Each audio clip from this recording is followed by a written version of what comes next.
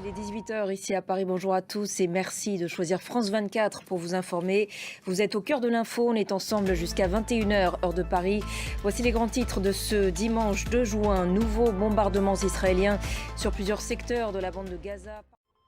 Nouveaux bombardements israéliens donc ce dimanche sur plusieurs secteurs de la bande de Gaza, parmi lesquels Rafah. Le ministère de la Santé, contrôlé par le Hamas, évoque, je vous le disais, un nouveau bilan de 36 439 morts.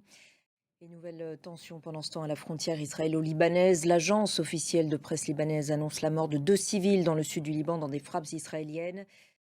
Guerre en Ukraine maintenant. L'armée ukrainienne, toujours à la peine semble-t-il, sur la ligne de front. Le ministère russe de la Défense revendique la prise d'une nouvelle localité dans la région de Donetsk.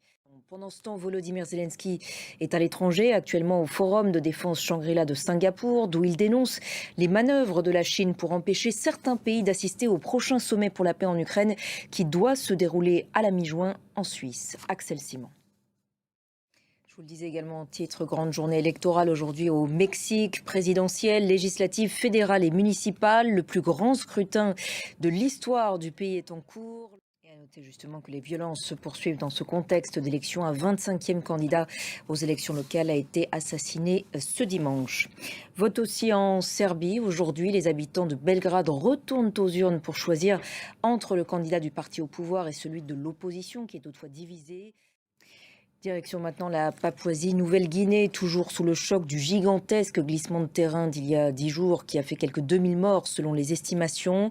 Faute de moyens importants pour rechercher les corps de victimes, les villageois s'en chargent eux-mêmes avec des moyens absolument dérisoires. Vous voyez ce reportage dans le village de Mulitaka dans la province d'Enga de notre envoyé spécial Constantin Simon. On en vient à ces pluies incessantes à l'origine d'importantes inondations dans le sud de l'Allemagne. Plusieurs districts bavarois ont d'ailleurs déclaré l'état d'urgence et le trafic ferroviaire est évidemment très perturbé dans ces régions. Reportage d'Arnaud Boutet.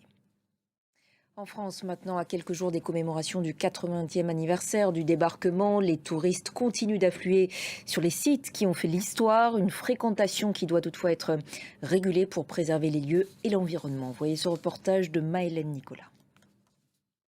Et pour finir, des images de l'alunissage de la sonde chinoise Chang'e-6 sur la face cachée de la Lune. Elle avait décollé début mai du centre de lancement spatial de Wenchang dans le sud de la Chine.